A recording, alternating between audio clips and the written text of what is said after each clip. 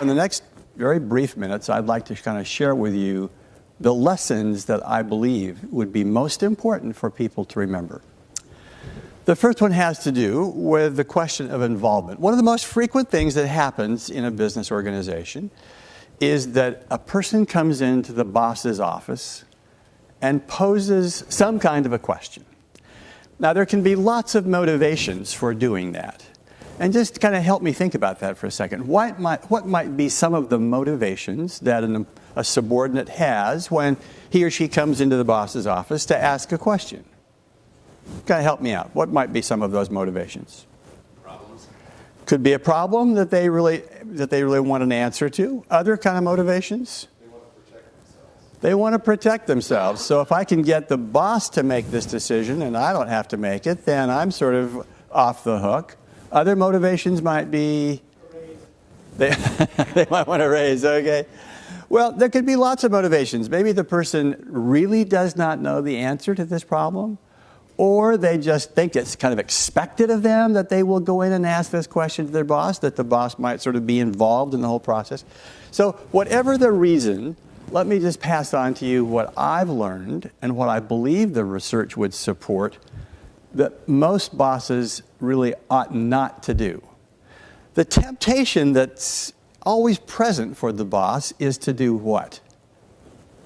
Answer the question. Because that's what managers do. We sort of solve problems. We give people answers to questions. And yet I would submit to you, that's probably the worst thing that the leader can do.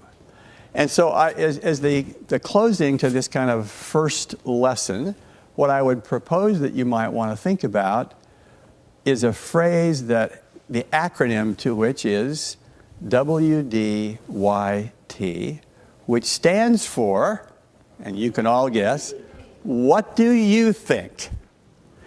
Now, let me just think with you for a second about what is so useful about that reply on the part of the boss rather than simply giving them an answer.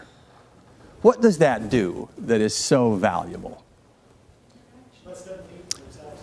Has them think for themselves. It creates interaction. And let's face it, one of the things we know about successful implementation of any solution in business is sort of it's a two-part formula. One is this a good decision we're about to make? And secondly, if this is a good decision, how committed to the implementation of that decision are the people who really have to make it? And if I can have the person who proposes this kind of be the one who is responsible for implementing it, my likelihood of success goes way, way up when this is their recommendation. Okay, the second lesson I'd like to share with you has to do with, as you've been told, we do lots of 360-degree feedback surveys, and we collect lots of data. And it has seemed to me that as you look at the big picture, there's always, for most managers, a missing piece in the puzzle. And the missing piece, as far as I can see, is this. In general, we see managers getting high scores on their character, their integrity.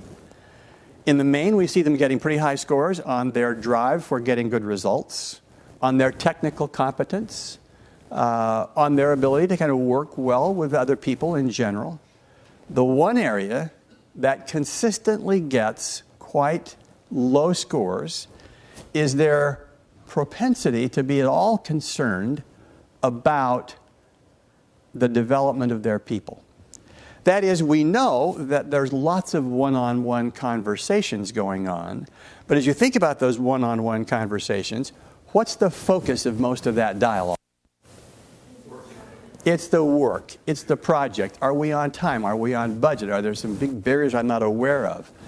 And what's missing in that conversation is, so how do you feel about your career? Are you making progress? Do I know what you want to do? How can I help you achieve what you want to achieve in this organization? So this taking time to have some focus on people's careers and their destinations, it seems like that's missing. And so we see, consistently, we see quite low scores on this focus on the development of the individual. And the consequence of that, as far as we can see, is that it really does impact the level of engagement, their retention, their productivity, when people think that the boss doesn't really care about them as a person.